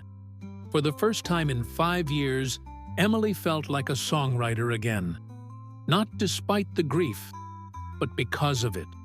Transformed by it. Empowered by it. November bled into December, the holiday season bringing both joy and melancholy. This would be Emily's 6th Christmas without Robert. But somehow it felt different from the previous 5. She wasn't just surviving anymore. She was living, creating, connecting with the world again. Where the Road Ends continued its remarkable run on the charts. It stayed at #1 on country radio for 12 consecutive weeks. The music video passed 50 million views on YouTube. Streaming numbers shattered records for a country ballad. Most importantly, the song became a cultural touchstone. Therapists used it in sessions. Grief support groups adopted it as their anthem. And countless individuals shared stories of how it had helped them process their own losses. The Grammy nominations were announced in late November. Patricia called Emily at 7 in the morning, her voice barely containing excitement. 4 nominations, she said without preamble. Song of the Year, Best Country Song, Best Country Solo Performance for Reba, and Best Music Video. Emily, you're a 4-time Grammy nominee. Emily sat up in bed, trying to process the information. I don't even know what to say. Say you're coming to the ceremony in February. Say you're ready to walk that red carpet and own your success. I don't know if I'm ready for that level of... Emily. Patricia's voice softened. You've already done the hard part. You wrote the song, shared your grief, performed on the Grand Ole Opry stage. Walking a red carpet is nothing compared to that. And you won't be alone. Reba's already insisting you be her +1. The thought of attending the Grammys felt surreal. Emily Richardson, former waitress and invisible widow, at the music industry's most prestigious event. How had this become her life? But alongside the surrealism was something else. Excitement. Bone-deep, undeniable excitement about where this journey was taking her. "Okay," Emily heard herself say. "I'll go. I'll do the whole thing. That's my girl. Now, we need to talk about your next steps. Record labels are calling. They want to sign you as a performing artist, not just a songwriter." "I'm not a performer," Emily protested. "I played guitar at the Opry, but I didn't sing. I don't think I can..." "Then don't. Not yet, anyway." "But Emily, you have more songs in you. I know you do. What if we started smaller? An EP of songs you've written, performed by other artists but curated by you? Or a songwriter's showcase, where you introduce your work but don't have to be the spotlight?" The idea appealed to Emily more than she expected. She'd been writing again, notebooks filling with new lyrics and melodies, stories of loss and resilience and unexpected joy. Maybe there was a way to share these songs without transforming completely into someone she wasn't ready to become. "Let me think about it," Emily said. "Can I have through the holidays to figure out what I want?" "Of course. Take all the time you need. But Emily, don't let fear keep you small. You've already proven you're capable of extraordinary things." Christmas arrived with unexpected warmth, both weather-wise and emotionally. Emily hosted a small gathering at her East Nashville bungalow, inviting Jessica, Daniel Foster, and a few other friends she'd accumulated during this whirlwind year. Reba stopped by with a ridiculous amount of food and an even more ridiculous Christmas sweater featuring a bedazzled guitar. "I cannot believe you're wearing that," Emily laughed as Reba struck a pose in the doorway. "Honey, when you reach my level of success, you can wear whatever you want. And people call it quirky." Reba handed over a casserole dish. "Green bean casserole, made from my mama's recipe. Also, I have news." They settled in the living room, Emily's small Christmas tree twinkling in the corner. Robert's photo sat on the mantel, decorated with a small wreath, Emily's way of including him in the celebration. "What's the news?" Emily asked once everyone had settled with drinks and appetizers. "The Recording Academy wants us to perform Where the Road Ends at the Grammy ceremony," Reba announced. "If we win, we accept the award and walk off. If we don't, we still gave millions of people a performance they'll never forget." "What do you think?" Emily's stomach flipped. "Performing at the Grammys is... that's enormous." "It is. But you've already performed at the Opry. The Grammys is just a fancier crowd in more expensive outfits." Reba's expression turned serious. "Emily, I won't pressure you. If you're not ready, we'll decline.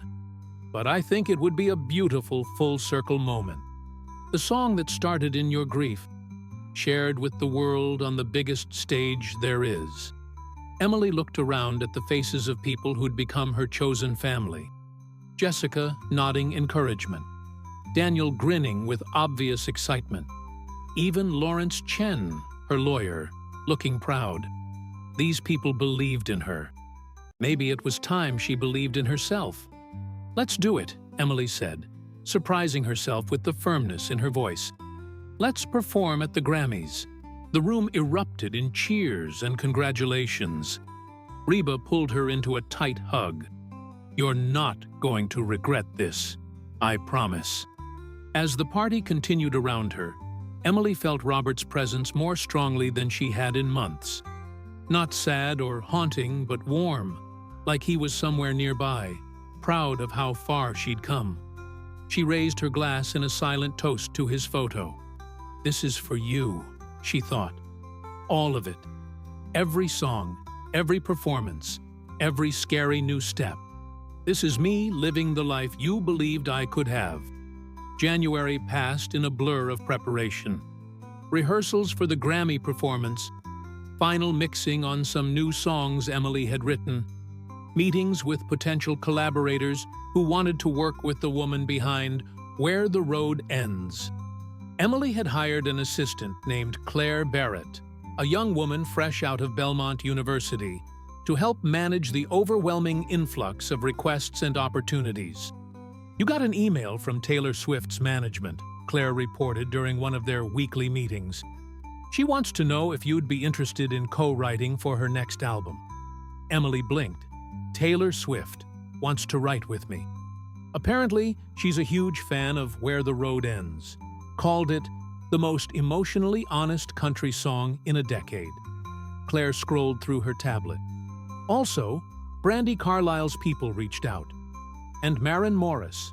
And, literally, 30 other artists I won't bore you with right now. "This is insane," Emily muttered, overwhelmed. 6 months ago, nobody knew my name. "Welcome to success. It's chaotic and weird and amazing." Claire smiled. "But we'll figure it out together." That's what I'm here for. Emily had also hired a therapist, Dr. Sharon Klein, who specialized in grief and life transitions. The weekly sessions helped Emily process everything that was happening. The whiplash of going from invisible to visible so quickly. "How does it feel?" Dr. Klein asked during one session. "To have your grief witnessed by millions of people?" Emily considered the question carefully. "Sometimes it feels violating, like I've opened a wound and let strangers poke at it. But mostly it feels healing. Every time someone tells me the song helped them, it reminds me that pain has purpose. That sharing our worst moments can create connection." "And how do you feel about Robert now? Has your relationship with his memory changed?" "Yes, it's less heavy now. Less about what I lost, and more about what I carry forward." Emily smiled softly. "I talk to him still. Tell him about what's happening. But I don't feel guilty anymore about being happy. I think he'd want this for me. The music, the success, the life I'm building. That sounds like significant progress." "It is. And it's terrifying. Because I'm not defined by grief anymore, which means I have to figure out who I actually am. That's harder than I expected." Dr. Klein nodded, understanding. Identity reconstruction after loss is one of the most challenging aspects of grief work. You're not just Emily the widow anymore. You're Emily the songwriter, the public figure, the survivor who's thriving. That's a lot of identities to integrate. Some days, I'm not sure I'm actually thriving. Some days, I'm just faking it really well. That's okay too. Fake it till you make it is a valid strategy. Eventually, the faking becomes real. Grammy weekend arrived in mid-February, transforming Los Angeles into a glittering circus of music industry excess. Emily flew in 2 days early for rehearsals, her anxiety mounting with every hour. The scale of the production was overwhelming. Multiple stages, hundreds of performers, technical complexity that made her Opry performance look simple. Reba met her at the first rehearsal, immediately sensing Emily's nerves. "Breathe. We've done this before, just on a different stage. Same song, same emotions, same purpose." They ran through the performance multiple times, working with the Grammy production team to get the staging right. The plan was simple, but effective. Start with Emily alone on stage, playing the opening guitar progression in a spotlight.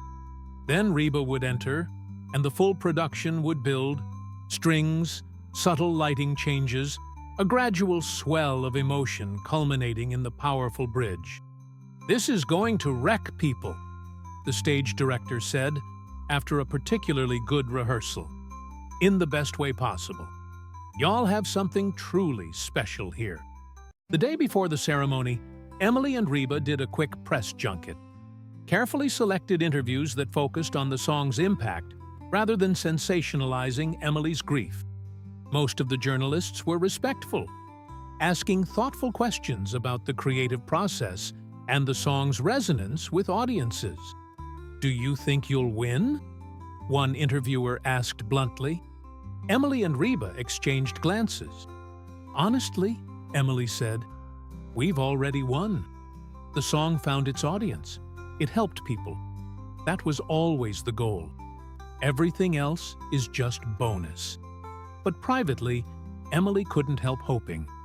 4 nominations meant 4 chances for recognition.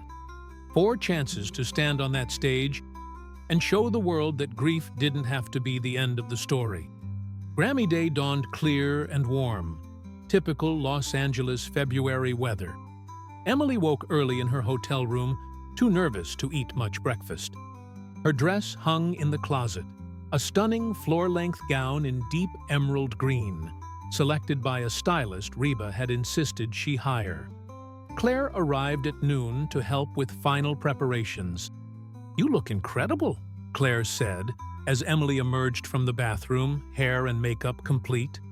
"Like a completely different person from the woman I met 2 months ago." I feel like a completely different person, Emily admitted. This time last year, I was serving coffee and avoiding my own reflection. Now, I'm going to the Grammys. Now you're nominated for 4 Grammys, Claire corrected. Don't undersell yourself. The ride to the Staples Center was surreal. Emily's car joined a convoy of limousines, all heading toward the same glittering destination. Red carpet preparations were already underway. Photographers setting up positions, reporters testing microphones, security everywhere. Reba texted, "Meet me at the Step and Repeat at 4:30. We'll walk the carpet together. You've got this." The red carpet was exactly as overwhelming as Emily had imagined. Cameras flashing constantly, reporters shouting questions, celebrities everywhere she looked. But with Reba beside her, answering questions and subtly redirecting attention when Emily looked overwhelmed, it was manageable. "Emily, how does it feel to be a 4-time Grammy nominee?" a reporter called out. "Honestly, surreal. I keep expecting someone to tell me this is all a mistake." Emily smiled, finding her footing. "But mostly I'm just grateful. Grateful the song found its audience. Grateful to Reba for bringing it to life. Grateful to everyone who listened and shared their own stories. And if you win tonight, then I'll probably cry a lot," Emily said honestly, earning laughs from the gathered press. "But win or lose, this experience has already changed my life in ways I never imagined." Inside the Staples Center, the energy was electric. Emily and Reba were seated near the front, surrounded by music legends and up-and-comers alike. Every few minutes, someone would stop by their seats to congratulate them or compliment the song. Emily felt like she was floating through a dream. The ceremony began with the usual spectacle: opening performances, presenter banter, awards in technical categories. Emily tried to stay present, to absorb every moment, but her mind kept jumping ahead to their performance, to the 4 categories they were nominated in, to the possibility of standing on that stage as a winner. "Relax," Reba whispered, squeezing her hand. "Whatever happens, we're already exactly where we're supposed to be." The first of their categories, Best Music Video, came early in the broadcast. Emily's heart hammered as the nominees were announced, clips of each video playing on the massive screens. When Christopher Hayes' stunning visuals filled the arena, Emily felt a surge of pride. They'd made something beautiful together. "And the Grammy goes to..." The presenter opened the envelope dramatically. "Where the Road Ends, Reba McEntire and Emily Richardson." Emily's vision blurred instantly. Reba pulled her to her feet, both of them crying as they made their way to the stage. Christopher joined them, and together they accepted the Golden Gramophone Trophy. "Thank you," Emily managed, her voice shaking as she spoke into the microphone. "This song started in the deepest grief of my life. Sharing it with the world was terrifying. But every person who's reached out to say it helped them heal. You've given me permission to heal too. Thank you for listening. Thank you for letting my pain matter." She had to stop, too overcome to continue. Reba took over smoothly, thanking the team and the Recording Academy. As they walked off stage, Emily clutched the Grammy like a lifeline, still processing that this was real. "We won," she whispered to Reba backstage. "We actually won." "First of 3, hopefully," Reba grinned. "Come on, we've got a performance to prepare for." Their performance slot came in the show's second hour, positioned deliberately as the emotional centerpiece. Emily took her place on the darkened stage, guitar in hand, while Reba waited in the wings. The audience quieted as a single spotlight illuminated Emily. She began playing, the familiar finger-picking pattern filling the arena. This time, with 20 million people watching on television and thousands in attendance, Emily didn't feel afraid. She felt purpose. Every note she played was for someone who needed to hear it, for the newly grieving, for the long-term survivors, for anyone trying to figure out how to keep living after loss. Reba entered on cue, her voice filling the space with warmth and power. The production built perfectly. Strings swelling, lights shifting. The emotional journey of the song made visual and visceral.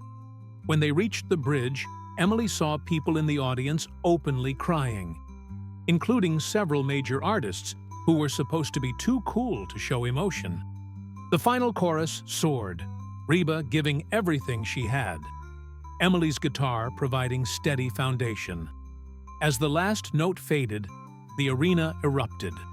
Standing ovation again, even more powerful than at the Opry, because this was the entire music industry saying this matters. Returning to their seats, Emily was embraced by everyone around them. Other nominees, presenters, random celebrities who wanted to express how the song had moved them.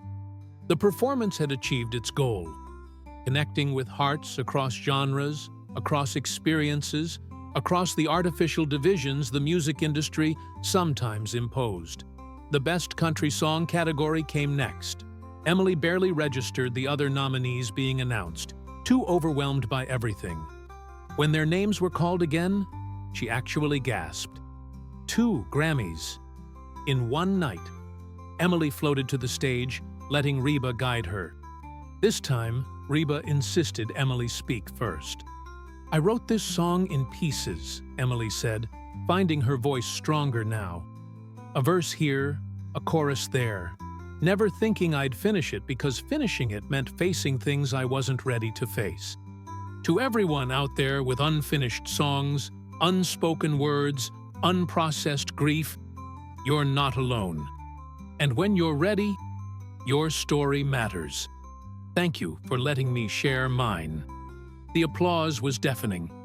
Emily and Reba returned to their seats with 2 golden gramophones, both women giddy with disbelief and joy. Song of the Year, the final and biggest category they were nominated in, came near the end of the show. By then, Emily was exhausted from emotion and adrenaline. When the nominees were announced, showing clips of each song, Emily barely recognized her own work. Had she really written that? That song that had touched millions? And the Grammy for Song of the Year goes to the presenter, a legendary artist Emily had admired for decades, opened the envelope slowly.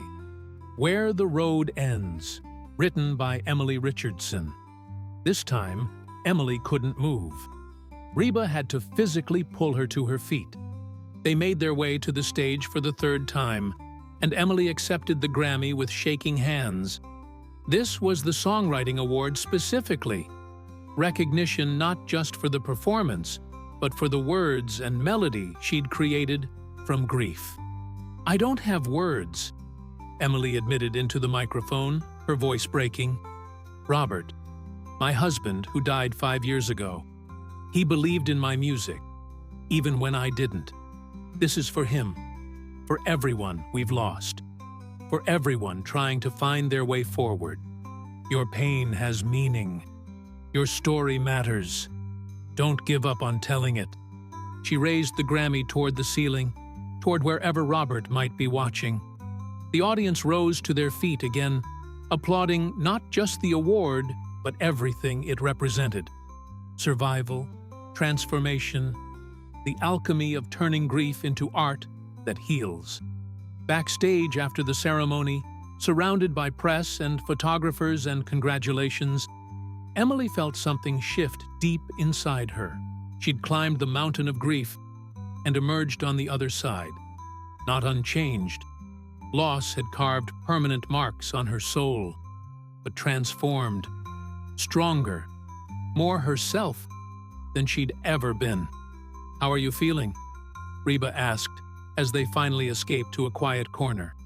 Emily looked at the 3 Grammys cradled in her arms, thought about the performance they'd delivered, the people they'd touched. She thought about Robert and how far she'd come since his death. "I feel alive," Emily said simply. Really, truly alive. Not just surviving. Actually living. That's all he would have wanted for you. I know. And Reba, thank you. For believing in the song. For believing in me. For making this all possible. We made it possible together. That's how the best art happens. Collaboration, connection, shared vision. Reba pulled Emily into a hug. And Emily? This is just the beginning. You have so many more songs in you. So many more stories to tell. The weeks following the Grammys were a whirlwind of opportunity and decision-making. Record labels offered Emily contracts. Publishing companies wanted exclusive rights to her catalog.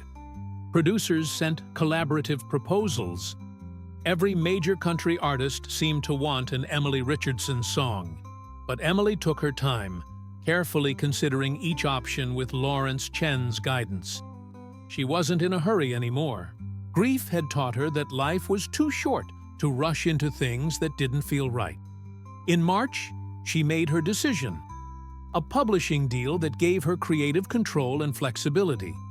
An agreement to write for select artists whose vision aligned with hers, and most importantly, space to develop her own artistic voice on her own timeline. No pressure to become a performing artist unless you want to, Lawrence explained as she signed the contracts. You can spend the next 5 years writing for others, or you can release your own material tomorrow. It's entirely up to you. Emily appreciated the freedom. She'd been writing prolifically since the Grammys. Songs about grief and healing, but also songs about joy, hope, the unexpected ways life surprises you. Her notebook was filling with new melodies, new stories, new possibilities. One afternoon in early April, Emily drove out to the Cumberland River Bridge, where they'd filmed the music video. She stood at the railing, watching the water flow beneath her, thinking about the 5-year journey from devastation to this moment. Her phone buzzed. Text from Taylor Swift's manager, confirming a co-writing session scheduled for next week. Text from Brandi Carlile's team about a potential collaboration. Text from a grief counseling organization asking Emily to speak at their annual conference. But the message that made Emily smile was from Reba. Proud of you, sweetheart. Robert is too. Keep writing those songs. Keep living that life. You've earned it. Emily typed back, thank you for everything. You saved my life. Reba's response came quickly. No, you saved your own life. I just helped you remember how.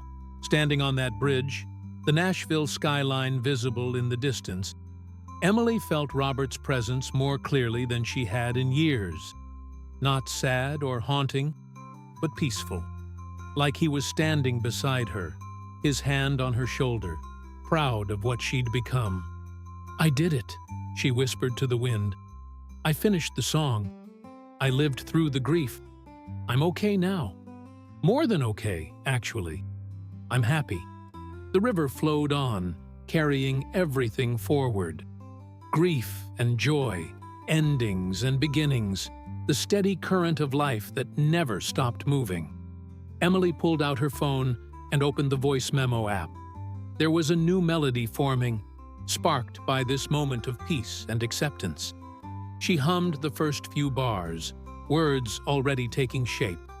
Another song was beginning, another story waiting to be told. And this time, Emily wasn't afraid to write it. Because she'd learned the truth that where the road ends had always been trying to tell. Moving forward didn't mean leaving love behind. It meant carrying it with you into whatever came next, into every song, every performance, every brave new step into an uncertain but beautiful future. The road had ended 5 years ago with a phone call that shattered her world. But from those endings, Emily Richardson had found her true beginning. And the journey was only just starting. The release party for Emily's debut EP, titled Carry Them Forward, was held at the Bluebird Cafe, bringing her journey full circle. The five-song collection featured performances by various artists. Reba sang the title track. Brandi Carlile performed a haunting ballad about resilience. Maren Morris delivered an up-tempo anthem about finding joy after loss. But the final song, Still Here, Emily performed herself. Her first public vocal performance, acoustic and raw, sharing new verses about survival and hope. Jessica sat front row, crying proud tears. Daniel Foster raised his glass in tribute. Lawrence Chen recorded every moment. And in Emily's heart, she felt Robert's approval, his belief validated by everything she'd become. This EP is for anyone who's ever had to rebuild themselves from nothing, Emily told the packed venue. For anyone who thought their story was over, but found the courage to write a new chapter. You're not alone. Your pain has purpose. And wherever this journey takes you, carry them forward. The crowd applauded, and Emily began to sing. Her voice wasn't technically perfect. It carried the roughness of grief and healing, the imperfect beauty of authentic emotion. But it was real. It was hers. It was enough. As the final note faded, Emily looked at Robert's photo on the memorial table Jessica had set up near the stage. 5 years, 3 Grammys, 1 life transformed. The road hadn't ended where she thought it would. It had just taken a turn she never expected, toward light, toward music, toward a future she was finally ready to embrace. Where the road ends, she sang softly, one last time, that's where I begin. And for Emily Richardson, songwriter and survivor, that beginning was only just starting to unfold.